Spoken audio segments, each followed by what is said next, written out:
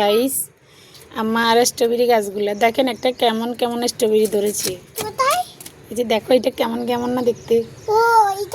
তো আমার বড় মিয়া গাছে এসে পানি দিয়ে গেছে। তো যারা আমাকে ইনবক্সে মাথা খাই ফেলতেছেন যে আমি কিভাবে এগুলা লাগাইছি, না আমি আসলে কিছুই লাগাই না, আমি জাস্ট অনলাইন থেকে এগুলা নিয়ে যে এভাবে লাগাইছি, শুধু ফানিয়ে দিই আর কিছু দিনে। তো এই যে যারা বলতেছেন আপু সারা কীভাবে বাইরেছে, সারা কীভাবে বাইরেছে, সারা কীভাবে বাইরে হয়, তো আমি আসলে নিজেও জানি না। আমি দেখলাম যে এখানে এই যে লতার মতো নামতেছে, এগুলো সারার মতো দেখতে। তো আমি এই যে এখানে এগুলোর জন্য মাটি দিয়ে দিছি, দেখলাম যে না আসলে এগুলো সত্যিই সারা।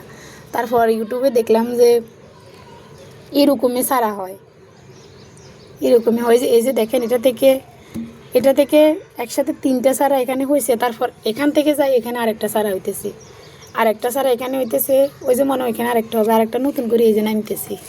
এই যে দেখেন, তো আমার থেকে আমার ছেলেরা গাছের বেশি যত্ন করে। ওরা এই যে পানি দিয়ে গেছে। চলে আসো, সবাই মাশাআল্লাহ বলে দিবেন। তো সারা শুধু এটা থেকে বাইরেছি, আর এগুলা একটু অনেক ছোট ছোট নিয়ে এসেছিলাম। আনার পর এটাতে স্ট্রবেরি শেষ, আমার মনে হয় না আর ফুল হবে কিনা জানি না, বলে আপনাদেরকে আপডেট জানাবো।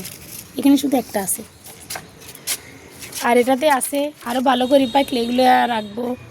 তো অনেকগুলো পোলাফানি সিঁড়ি নিয়ে গেছে, আমাদের কিছু মেহমান আসছিল, ওনারা আমাদেরকে না বলে যে এখান থেকে 11টা স্ট্রবেরি খেয়ে ফেলছে।